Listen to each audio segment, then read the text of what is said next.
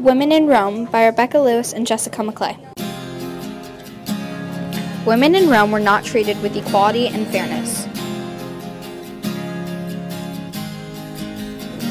Women were not allowed to make decisions and weren't considered as citizens.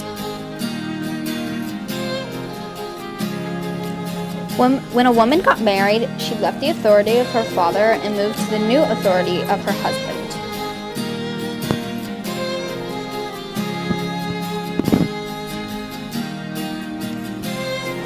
The women's traditional position was the house manager. They would clean, make clothes out of wool, and cook. They were considered to be dependent on their husband and father.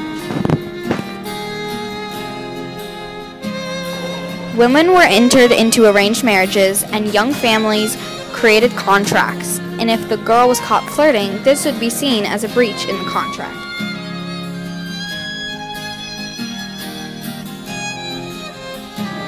A girl from a good patrician family was seen as a good political catch, benefiting the aspirations of her husband.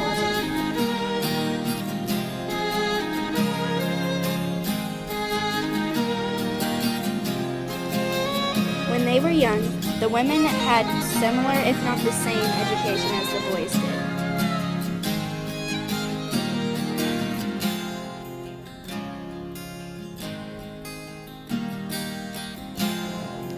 The wives were expected to act with decorum. They usually sat upright rather than going into a reclining position.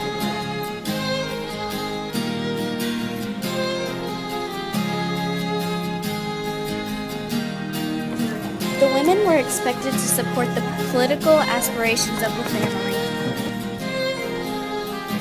They didn't work, but then again they didn't want to work.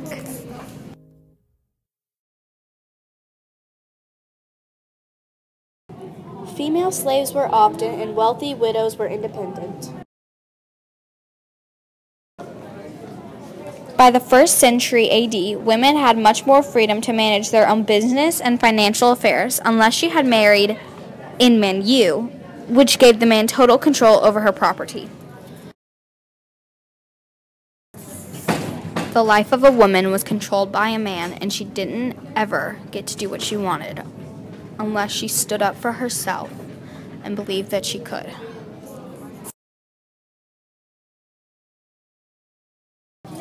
The end.